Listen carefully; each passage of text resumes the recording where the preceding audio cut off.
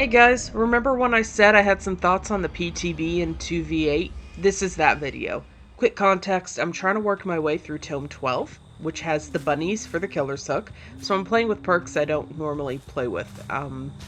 Yeah, I was having some trouble, but I finally got through. So with 2v8, I had a great time. Survivor and Killer, I had a great time. I wish I played more Killer, but Survivor had that bonus, and it seduced me. It siren songed me.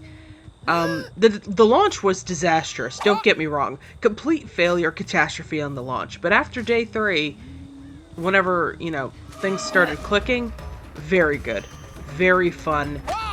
Can't wait for next year.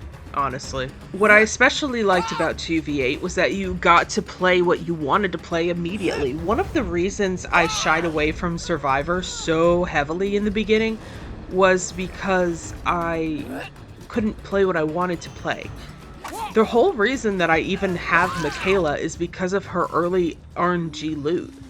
I actually started playing on Kate, but the game decided, hey, you're gonna get, map and key items. You're not going to get anything that you want to play, like the medkits or the engineers.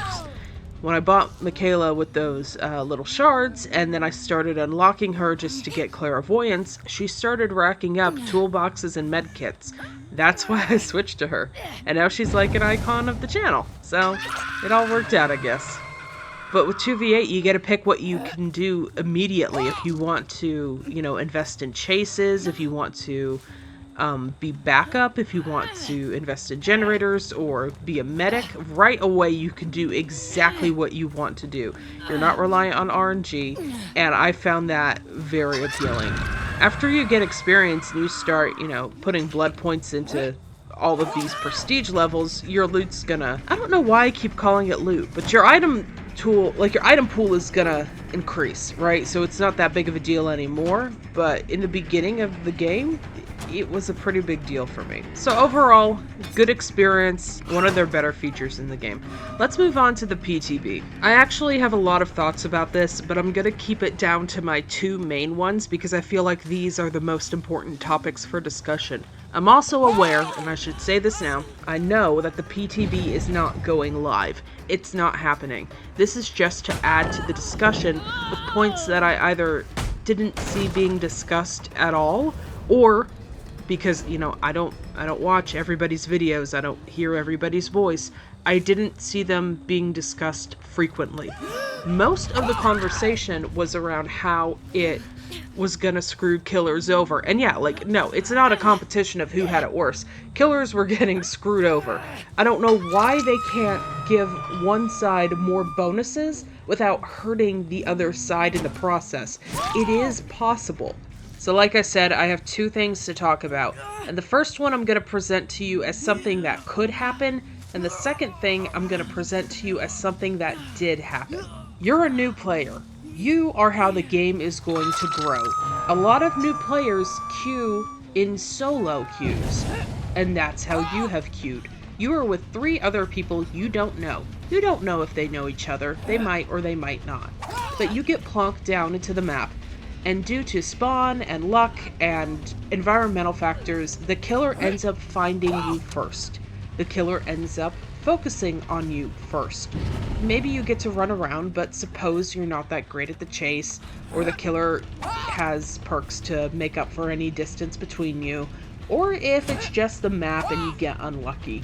Anyway, no matter how it happens, you go down and you go up on that hook. What incentive does your team have to get you off that hook? In the game as it is now, the incentive is clear. Survivors are stronger when they are together. They get you off the hook, they get you fixed up, and maybe a perk is rewarded during that process. Either way, you're back on your feet and they can put you somewhere where you can contribute to the team to finish the objectives. Does that incentive carry over in the PTB? Well, the answer should be yes. What it actually is, though, is probably, but honestly, it's before 6 hooks. You already went up there pretty quick, and we're gonna get an objective bonus buff, so... Generators... Like I said, this is theoretical because in my experience, when put into practice, most survivors will save other survivors. Flashlights, getting people off the hook, doesn't matter. Your team will usually come for you. And with that said, on the opposite side, your chances of being a sacrificial lamb are never going to be zero in this game. Some of these matches are brutal. The problem is that behavior puts players into this position at all, especially players that are at a disadvantage from others. If you're in a group and if you're on voice comms, you can talk about a strategy. If you're by yourself, and especially if you're new, you're not privy to that. That group may decide that you're going down so that they could get the generator bonus buffs. And it's not even like you can agree or disagree to that. You just have to deal with it. Again, the biggest problem is that this was a situation that could at all be on the table because of these changes. It's a lot different whenever you get into actual games and you start playing and how that works. And that actually leads me into my next point, because that didn't work either for a completely separate reason. So we can doom assume about worst case scenarios all day long. What actually happens in these matches? Everybody's different. Everybody's going to get different games. It really depends on a lot of different things, especially the fact that this is the PTB. Okay, so people are going to be a little more loosey-goosey with how they play, and that's fine. There's nothing wrong with that. Let me give you my perspective. I play as a solo queue, stealth, and objective-focused survivor, which is why I have such umbrage with these changes.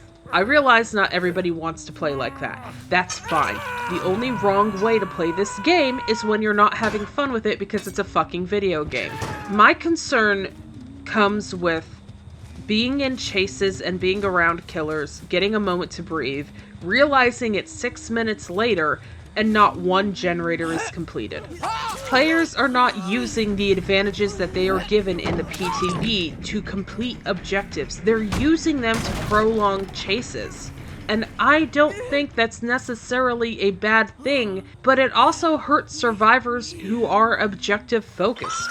A really good example of this would be the video that I posted with the new killer and being chased for like 3 minutes. Which I want to clarify, I had a lot of fun, and I usually don't like chases. You see a lot of my chases, especially with 2v8, because that's what's fun to watch, and a lot of times they're very funny. But for the most part, in like regular 1v4, it's not really how I like to play.